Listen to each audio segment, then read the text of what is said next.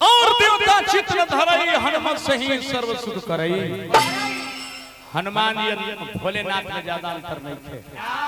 ग्रहवा रुद्र से भगवान के सेवा खातिर हनुमान भइल। तो हनुमान जी केकरा कहल जाला?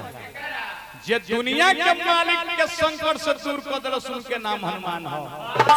तो तनी नया अंदाज में बोली ही चलते चलते। हे हनुमान जी कि दुनिया में सब कस होई बलवान, दुनिया में सब कस होई बलवान। जय हनुमान जय जय हनुमान। राउर चरनिया में गिर के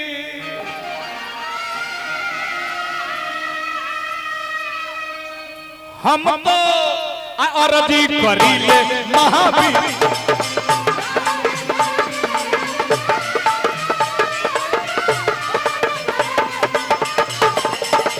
राउर चरनिया में गिर के हम तो अर्जी करीले।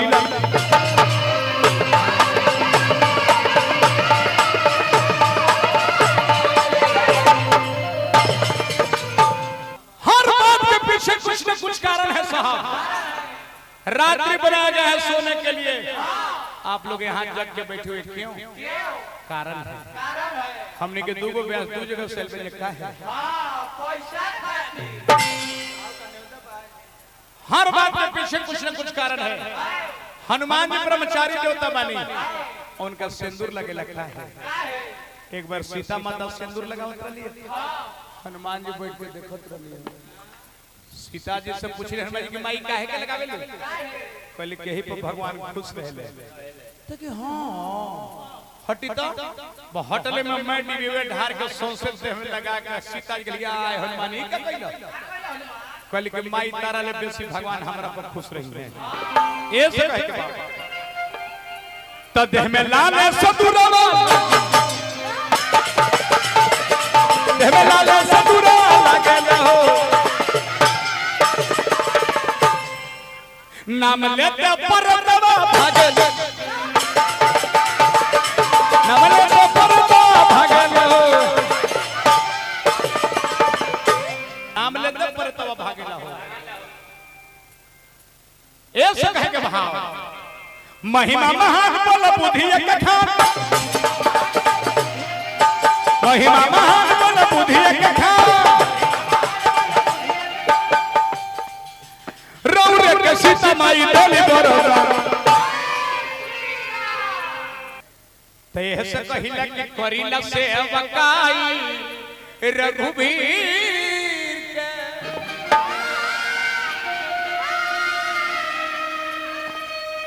हम तो अयोध्या करिले महावीर।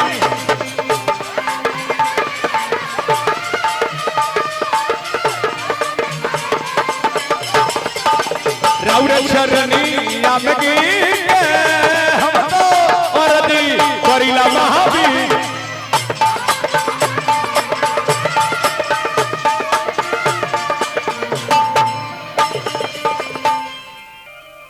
हम क्षेत्र के बारे जहाँ भोजपुरी ना बोल जाला साथ सुन ली। हम मगध क्षेत्र के बारे जहाँ मगही बोल जाला। रसो के दुलार प्यार आशीर्वाद में हमें दो गीत गावे की कोशिश के लिए ओहनिक समरा बोले ना आवे त कहे के भाव तमाशर मुना सकितिया माशर मुना सरचना करावे सुदर्शनम सकितिया गावे, सुदर्शनम सकितिया गावे। हे हनुमान जी महिमा महान बल बुद्धि एक था, महिमा महान बल बुद्धि एक था। अरे राउर के सीता माई डोली बरोदा काट दी न हमरो जनधीर के।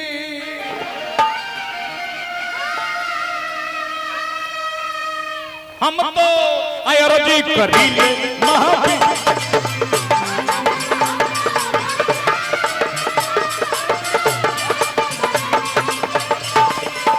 राउर चरनी हमगी हमको अरदी करिले मह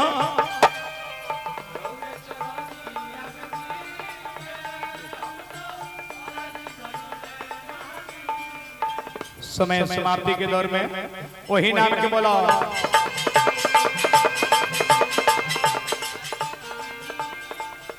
हमने कजरी से सुमिरन शुरू कैनी जा आ कजरी पर समाप्त कर दे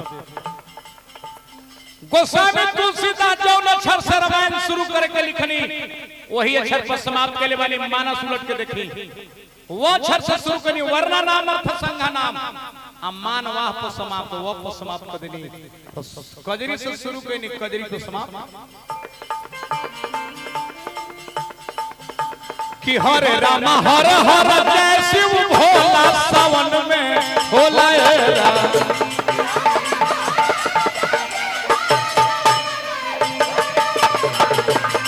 हरे रामा हरे हरे जय शिव भोला सावन में होला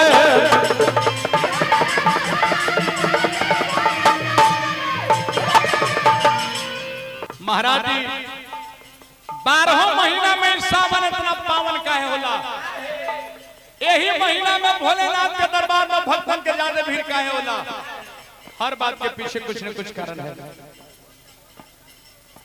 मनोज मास्टर शामस्टार के माध्यम से बड़े बड़े के पुरस्कार मान सब के गोड़ लगनी है हर महीना में सोमारी होला हर महीना में सोमारी होला आ यही महीना में सोमारी के महत्व काहे होला भोलेनाथ के बेलपत्र क्यों प्रिय है कटहर के पत्ता काहे न चढ़ावल जाला ऐसे कहे के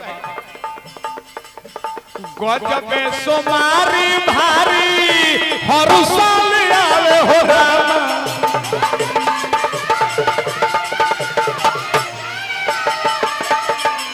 गजबे सोमारी भारी हर साल आवे रामा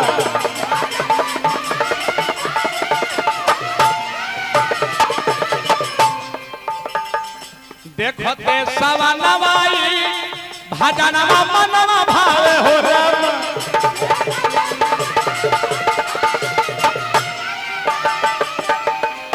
देखते सवनवाई भजनमा मनवा भावे रामा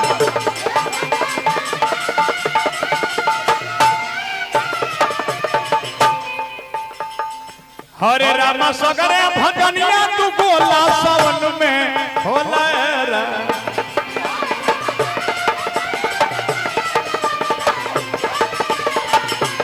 हरे रामा सगरे भजनिया तू बोला सावन में होला रामा